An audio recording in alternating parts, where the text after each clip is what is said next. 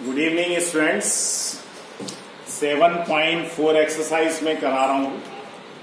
कल अपन ने science class लगी थी, उससे पहले मैंने आपको 7.3 तक पूरी करा दी थी। कुछ बच्चों ने मेरे को होमवर्क चेक कराया, कुछ बच्चों ने चेक नहीं कराया। आज मैं 7.4 कराऊंगा, उसमें केवल 4 क्वेश्चन ही अपने सिलेबस में, ठीक है। और 4 में से चारों ही लगभग पेपर में आते हैं। जैसे फर्स्ट क्वेश्चन है वो तो बहुत ही इम्पोर्टेंट है और इस साल भी आया है, ठीक है। तो question number first, second, third and fourth. तो आज एक क्लास ही अपने लिए सफिशिएंट है 7.4 करने के लिए। तो आज अपन एक ही क्लास करते हैं। कल मैं आपकी क्लास लगवाऊंगा सोशल साइंस की। क्यों? क्योंकि आज मैं इस 7 चैप्टर की एक बड़ी शीट डालने वाला हूं। तो आपके पास 2 दिन का टाइम होगा उस शीट को पूरा कंप्लीट करने के लिए। तो कल मैं सोशल की डबल क्लास लगवा के और परसों से फिर से मैं इस शीट के डाउट्स क्लियर करके वो नया चैप्टर अपन शुरू करेंगे। तो 7.4 एक्सरसाइज ऑप्शनल है। शुरू में जो ऑप्शनल एक्सरसाइज बनी थी वो इसलिए बनी थी कि इनको एग्जाम में इनके क्वेश्चंस नहीं आएंगे, लेकिन पहले साल से ही कुछ ऑप्शनल एक्सरसाइज के पर्टिकुलर क्वेश्चंस पेपर में आ रहे हैं। तो वो मुझे पता है, मैं आपको लगातार बताता भी रहता हूँ। तो ऑप्शनल एक्सरसाइज है, 4 क्वेश्चन अपने सिलेबस में है। वही 4 क्वेश्चन में से कोई सा ना क्वेश्चन, एक ना एक क्वेश्चन पेपर में हमेशा आता है। तो मैं पहला क्वेश्चन करा रहा हूँ, ये बहुत आता है पेपर में, तो इसको अच्छी तरीके से समझ लेना। Determine the ratio in with the line 2x + y - 4 = 0 divides a line segment joining the point A2 - 2 A2 - 2 B एक लाइन है और उसके एंड्स के कोऑर्डिनेट्स हैं 2 - 2 2 - 2 एंड 3 7 एंड 3 7 3 7 और कोई एक P पॉइंट है और P पॉइंट के कोऑर्डिनेट्स हम मान लेते हैं x and y। P point के कोऑर्डिनेट्स हमने मान लिए x और y। वो ये कह रहे हैं P के कोऑर्डिनेट्स फाइंड करो। तो पहले तो अपन P के कोऑर्डिनेट x और y के फॉर्म में फाइंड कर लेंगे, फिर उससे आगे मैं समझाता हूं। तो क्या लिखते हैं अपन? Let the ratio is k/1। तो ये हो गया k, ये हो गया 1 और हम क्या बनाते हैं? ब्रिज बनाते हैं। तो हमने रेशियो क्या मान लिया? k/1 और हमने ब्रिज बना लिया। अब देखो x = m1 x2 + m2 x1 upon m1 + m2। तो m1 x2 यानी 3 × k, m2 x1 यानी 1 × 2 अपॉन k + 1। तो ये हो गया 3k + 2 upon k + 1।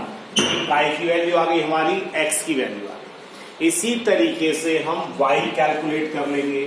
m1 y2 + m2 y1 upon m1 + m2। m1 y2 7 × k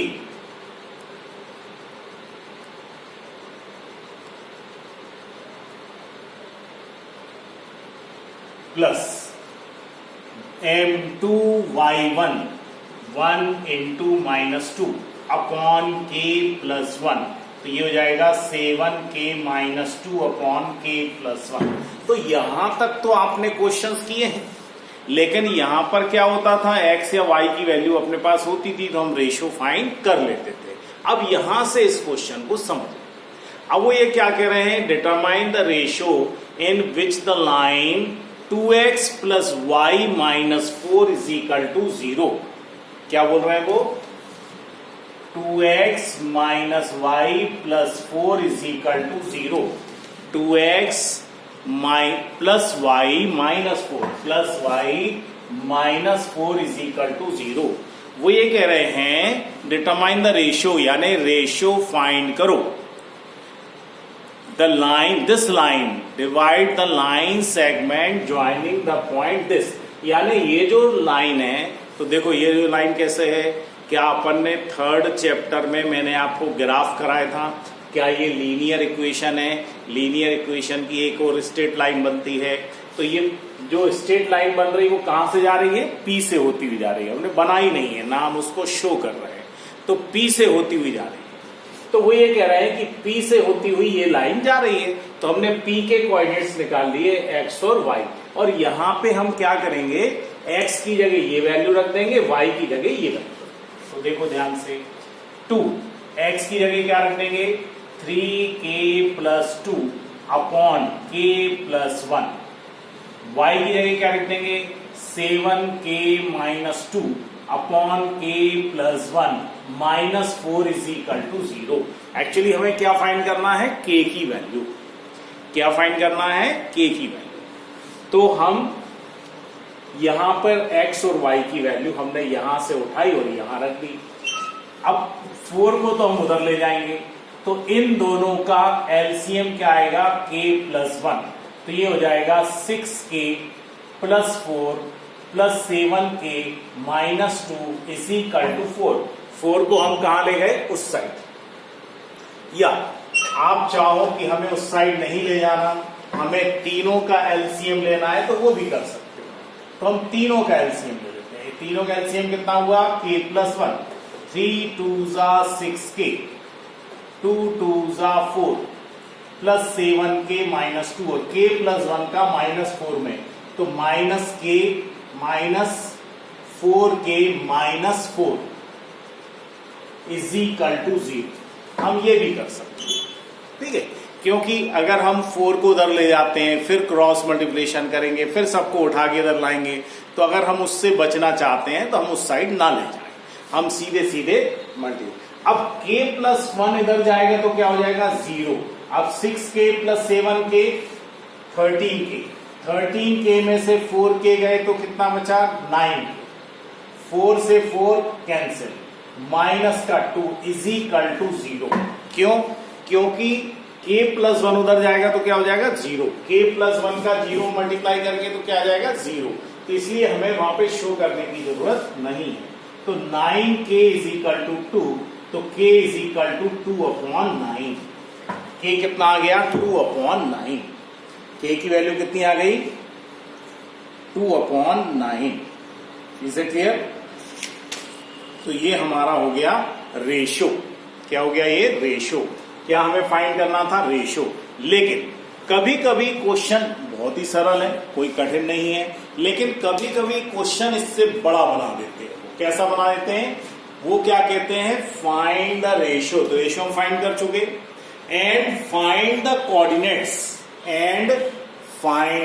coordinates, यानी रेशो भी फाइंड करो और कोऑर्डिनेट्स भी फाइंड करो। तो कोऑर्डिनेट कैसे फाइंड करेंगे, जब k की वैल्यू आ गई m1 m2 की, तो उस k की वैल्यू हम कहां रख देंगे, यहां पे। k की वैल्यू यहां रखेंगे तो x आ जाएगा, k की वैल्यू यहां रखेंगे तो y आ जाएगा। तो आगे भी इसमें क्वेश्चन बनता है, तो जो शीट दूंगा उसमें आपको एक्स्ट्रा क्वेश्चंस में आपको ये मिलेगा कि हम इसके आगे भी इसको सॉल्व कर सकते हैं, यानी हमें x और y की वैल्यू फाइंड करने भी आ सकता है। यहां तक तो हमने क्या निकाल लिया, रेशो, लेकिन उसके आगे आपको x और y भी फाइंड करने आ सकता है। ठीक है, तो ये बड़ा क्वेश्चन हो गया, इसकी शॉट लेना, इसकी शॉट लेके इसको सॉल्व करना। ठीक है, तो सरल क्वेश्चन है, कठिन नहीं है, लेकिन पेपर में बहुत आता है। पेपर में इस टाइप का एक क्वेश्चन पेपर में बहुत आता है, तो इसलिए हमको ध्यान रखना है। चलिए सेकंड क्वेश्चन देखें। Find the relation between x and y if a xy, b naming नहीं दी है, नेमिंग अपन कर रहे हैं, 1270, 12 c है 70, वो ये कह रहे हैं find the relation between x and y if point A B C are collinear. If point A B C are collinear, तो ये तो बहुत ही सरल हो गया। यहां पे हम क्या करेंगे, एरिया वाला फार्मूला लगा देंगे। एरिया में इक्वल में क्या लिखेंगे, 0। एरिया में इक्वल में क्या लिखेंगे, 0। जब 0 लिखेंगे तो अननोन क्या बचेगा, x और y। तो यहां पे हम इफ क्या लिखेंगे, if A B and C are collinear, क्या लिखेंगे, A B C are collinear, then area is equal to 0, then 0 is equal to 1/2 x1 y2 y3 plus x2 y3 y1 plus x3 3 y1 y2 और curly bracket. ये मैंने आपको सिखाया था। इसमें हम क्या करेंगे, ये कोऑर्डिनेट्स लिख देंगे। ये हो गए अपने x1 y1, ये हो गए अपने x2 y2, ये हो गए अपने x3 y3।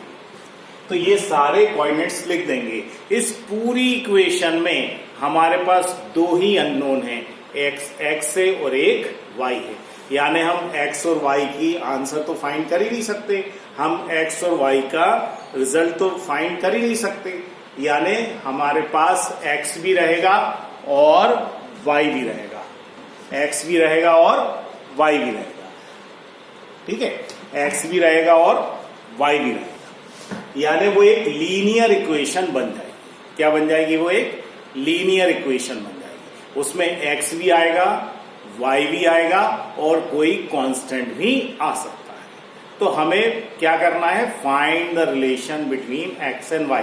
यानी एक हमें लीनियर इक्वेशन बना के छोड़ देना है। इस टाइप का क्वेश्चन पहले भी आपने किया है, वो इक्वल डिस्टेंसेस पे था। यहाँ पे इक्वल डिस्टेंस नहीं है। ठीक है, तो ये कर लेना आप। इसमें हम एरिया का फार्मूला लगा लेंगे। तो ये तो सरल क्वेश्चन है। ये चारों क्वेश्चन मेरे को अभी रात को 9 बजे तक मेरे को चेक कराएंगे सब।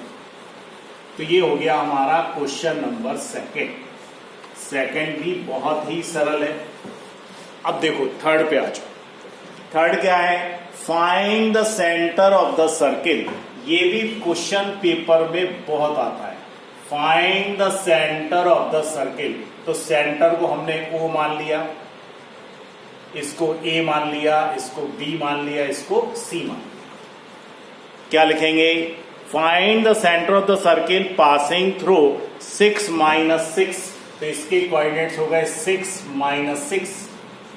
B के कोऑर्डिनेट्स हो गए, B के दिए हैं 3 - 7, 3 - 7 और C के दिए हैं 3 3। C के क्या दिए हैं, 3 3। तो ये हमारे पास कोऑर्डिनेट्स हो गए। पहला हो गया 6 - 6, 6 - 6। दूसरा हो गया 3 - 7। तीसरा हो गया 3 3। अब क्वेश्चन को समझ लो। वो ये कह रहे हैं सर्किल के सेंटर के कोऑर्डिनेट्स फाइंड करो। तो सर्किल के सेंटर के कोऑर्डिनेट्स हो गए x एंड y। सर्किल के सेंटर के कोऑर्डिनेट्स फाइंड करो इफ ए, जो सर्किल है वो A B C से होता हुआ जाता है। A circle passes through point A B and C। अब ध्यान से डायग्राम देखो, आधा तो आपको समझ में आ ही गया होगा। यहां पे AO क्या है, रेडियस। BO क्या है, रेडियस। CO क्या है, रेडियस। और रेडियस हमें पता है कि क्या होता है, बराबर। रेडियस क्या होता है, हमेशा बराबर। तो क्या लिखेंगे हम, AO is equal to BO। Bracket में क्या लिखेंगे, रेडियस। फिर लिखेंगे AO square is equal to BO square. क्या लिखेंगे, स्क्वायरिंग बोथ साइड। ठीक है, अब AO कैसे फाइंड करेंगे, x - 6 का होल स्क्वायर y - - +6 का होल स्क्वायर। BO कैसे फाइंड करेंगे, x माइनस 3 का whole square y minus minus plus 7 का। तो इसमें के क्वेश्चन मैंने आपको 7.1 में कराए थे। इसके बाद हम a plus b a minus b से ओपन करेंगे, एक्स स्क्वायर से एक्स स्क्वायर कैंसिल होगा, वाई स्क्वायर से वाई स्क्वायर कैंसिल होगा। क्या एक लीनियर इक्वेशन बन जाएगी? क्या एक लीनियर इक्वेशन बन जाएगी? तो एक लीनियर इक्वेशन हम इससे बना लेंगे, एक लीनियर इक्वेशन इससे हम बना लेंगे। ठीक है, एक लीनियर इक्वेशन हम इससे बना लेंगे, लेकिन हम अभी उसको कोई सॉल्व नहीं करेंगे। तो एक लीनियर इक्वेशन, एक मैं ओपन कर देता हूं तो आपको आइडिया लग जाएगा।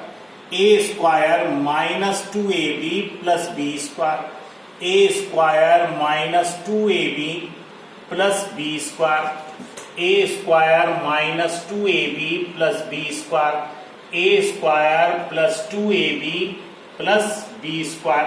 तो देखो एक्स स्क्वायर वाई स्क्वायर, क्या ये अब लीनियर हो जाएगी? अब कर लोगे, अब लीनियर हो जाएगी। अब लीनियर हो गई, अब अपन इसको रख लेंगे अलग से। चलो अब हम क्या करेंगे, अब हम दूसरी उसमें यूज करेंगे। AO is equal to BO, अब लिखेंगे AO is equal to CO। क्या लिखेंगे? रेडियस। क्या लिखेंगे? रेडियस। ठीक है, अब AO square is equal to CO square, squaring both side. और अब हम फिर डिस्टेंस फार्मूला, तो LHS तो सेम ही रहेगा, x माइनस 6 का होल स्क्वायर y प्लस 6 का होल स्क्वायर। CO क्या हो जाएगा? x माइनस 3 का होल स्क्वायर, सॉरी माइनस 3 का स्क्वायर y माइनस 3 का स्क्वायर। अब इसको भी हम ओपन कर लेंगे। ओपन करेंगे तो x स्क्वायर से x स्क्वायर कैंसिल हो जाएगा, y स्क्वायर से y स्क्वायर कैंसिल हो जाएगा। क्या हमारे पास दूसरी लीनियर इक्वेशन हो जाएगी? क्या हमारे पास दूसरी लीनियर इक्वेशन हो जाएगी? दोनों लीनियर इक्वेशन को हम एलिमिनेशन मेथड या सब्स्टिट्यूशन मेथड से सॉल्व कर लेंगे। थर्ड चैप्टर मैंने पढ़ाया था आपको, थर्ड चैप्टर पहले मैंने पढ़ाया है। तो थर्ड चैप्टर में एलिमिनेशन या सब्स्टिट्यूशन मेथड को एडॉप्ट करेंगे और सॉल्व कर लेंगे। ठीक है, तो ये हमारा क्वेश्चन नंबर 3 हो गया। ये भी सरल है। ठीक, तो यहां पे डायग्राम बनाना है, फ्री हैंड डायग्राम बनेगा। सेंटर O हो गया, O के कोऑर्डिनेट्स हो गए x और y, A B C के कोऑर्डिनेट्स ऑलरेडी गिवन है, और हम सर्किल में जानते हैं कि रेडियस हमेशा इक्वल होते हैं। तो हम रेडियस को इक्वल करेंगे और इक्वल करके हम इस डिस्टेंस फार्मूले का यूज करेंगे। डिस्टेंस फार्मूले का यूज करके हम दो लीनियर इक्वेशन बना लेंगे और उन दो लीनियर इक्वेशन को हम एलिमिनेशन या सब्स्टिट्यूशन मेथड से सॉल्व कर लेंगे। तो ये तरीका है x और y को कैलकुलेट करने का, ये तरीका है x और y को कैलकुलेट करने का। ठीक है, यानी centre of the circle find करने का ये तरीका है। ठीक है, तो ये भी आपका सरल है। ठीक, तो ये भी क्वेश्चन मेरे को चेक करा, नहीं आएगा तो मैं पूरा फिर बोर्ड पे करा। अब क्वेश्चन नंबर 4, क्वेश्चन नंबर 4 थोड़ा सा लेंथी क्वेश्चन। ठीक है, तो क्वेश्चन नंबर 4 को अपन पढ़ लेते हैं अच्छी तरीके से।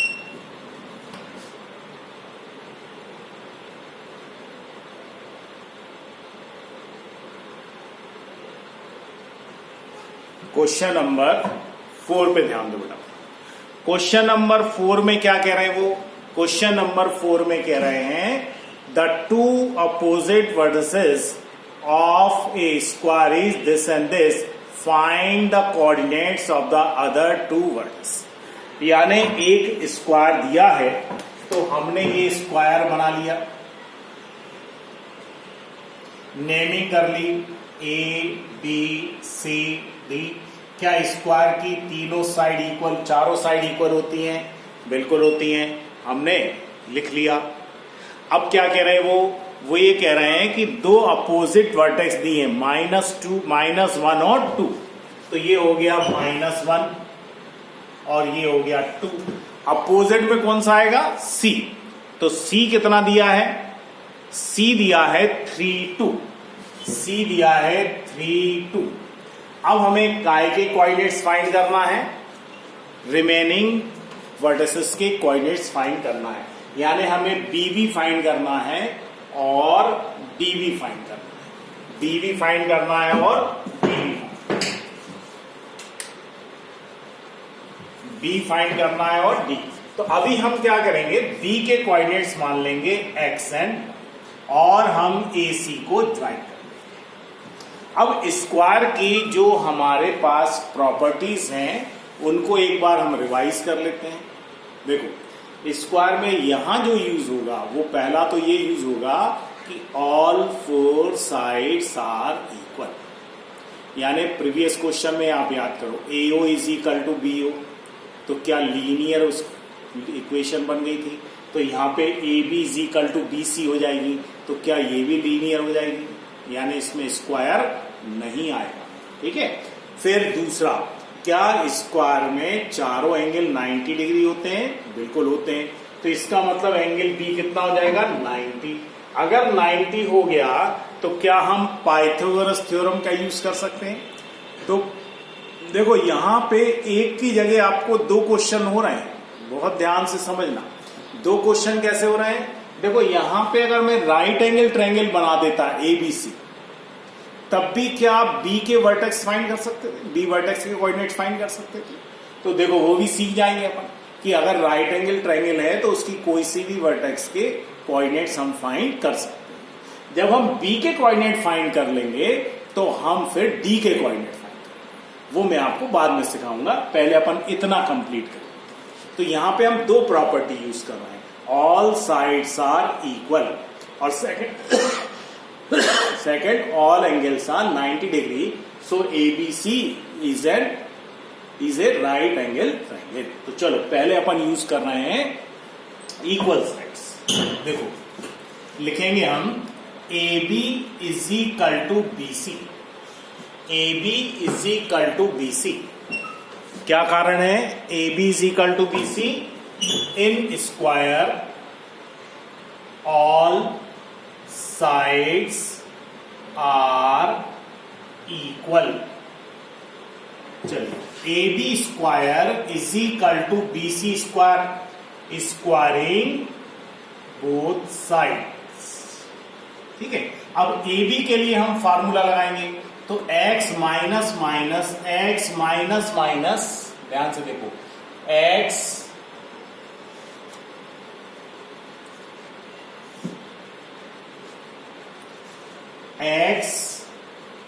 माइनस माइनस प्लस 1 का स्क्वायर, y माइनस 2 का स्क्वायर, यहां से आ जाओ BC, x माइनस